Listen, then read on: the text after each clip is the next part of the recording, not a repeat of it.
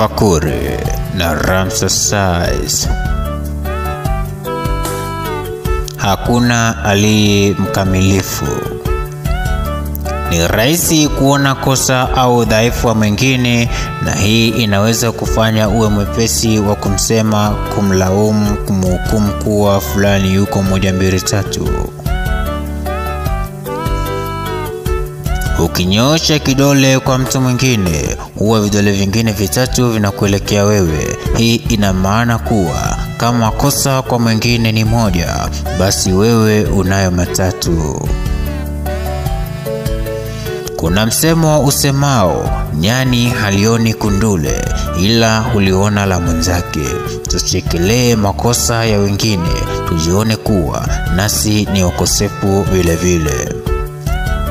Tuhurumiane, tuungane. Tunatamani kuhurumiwa, lakini kwa kuonyesha huruma kwa wenzetu wengine kwanza.